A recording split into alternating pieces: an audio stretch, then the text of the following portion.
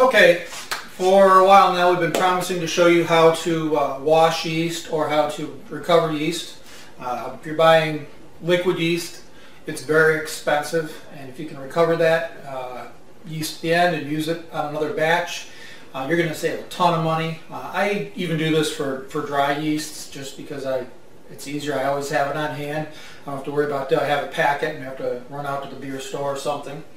So what we're going to need for this is a pot that'll hold our glassware. Now, when I do this, I do it a little different than most people. Most people use about twice as much water and much bigger containers than I do. So, go ahead and watch other videos, read some other blogs. And they're going to tell you how their process is, which may work better for you. But this works fine for me. I use a quart jar that gives me all the water I need. Most people start out with a half gallon. And usually I go into half pint jars. I end up with 4 half pints of yeast. But the yeast that I'm doing today was a little iffy to begin with, and I didn't get as good a ferment out of it. So I'm just going to go with 2 1-pint jars. And I do that sometimes too, depending on what I have available in glassware and how much room I've got in my yeast refrigerator. And you just want to make sure you have that your pot is big enough to hold all the glassware that you're using today, and the lid, because you want to make sure everything is sterilized. That's really the big first step, is just getting everything sterilized. Usually, I like to do that. I usually end up doing this the same day as I bottle or keg my beer. I'm doing it a day early today, which means I'm actually thinking ahead for a change. Doesn't happen very often. But usually I'll get this going, then I'll get the beer out, start kegging it, bottling it, and I'll put the keg aside, the carboy aside, leave the airlock on until I'm ready to do this. Once it's cooled down, you're good to go. So alright, lids, rims, lids, glassware, it's all been boiling for about 10 minutes now. So what we do is pull the lids out of here and set them on this towel over here. Actually, I'm going to pull everything out. Now, this is same precautions you're going to use when you're making your wort. This is boiling hot water, so you want to be careful. Don't burn yourself. Now, and I'm going to top that off a little bit, I think. Okay, spill water all over. Dump the rest of this water out and just grab the lids and rims out of here. You put the rims on these canning jars. You don't want to put them on real tight. And if you're making preserves or whatever, you want to tighten them right down so that they seal. But we really don't want these to seal. We're going to be opening up again tomorrow, and I reuse these the lids numerous times, so I want them kind of loose. I'm going to let them cool down a little bit, stick them in the refrigerator, and then tomorrow we'll show you what to do with the rest of it. So got all the beer out of my carboy here. Put the airlock back in to keep any yeast or bacteria from getting in there while I was bottling the beer and everything. Now what we're going to do is I got my cold water out of the refrigerator. It did seal on me a little bit, but that's okay. And just dump that in there. I got a lot of trouble. This is our episode 10 beer, that sorghum beer. Gluten-free, and ended up with a lot of trouble. And we'll just kind of mix that up, make sure we get everything swirled up real good, and then you just let it sit for about a half an hour. Alright, it's been about a half an hour, pretty close. This didn't settle out as much as I would have liked it to. I think it's mostly just because there's a lot of trouble. It shouldn't matter. What we're trying to do is get the liquid off the top and leave as much of the junk at the bottom as we can. That's why we stirred it up, to get all that yeast back into suspension.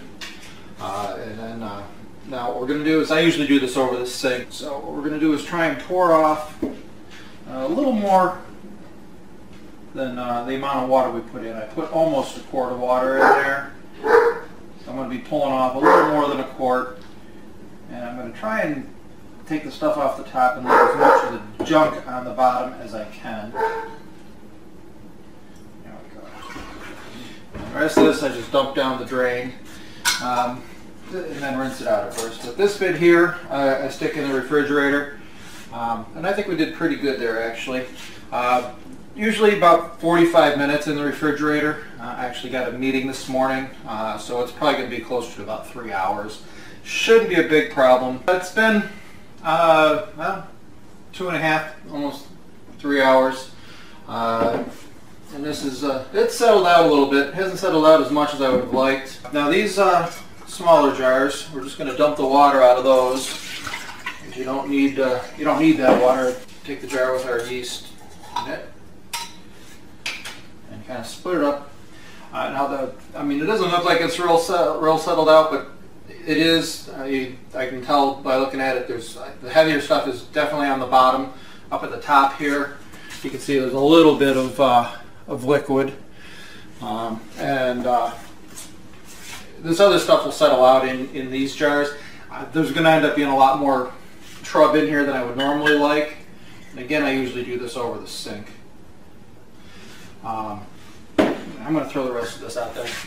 That's mostly junk. The yeast is still pretty much in suspension in here. The yeast hadn't settled out yet.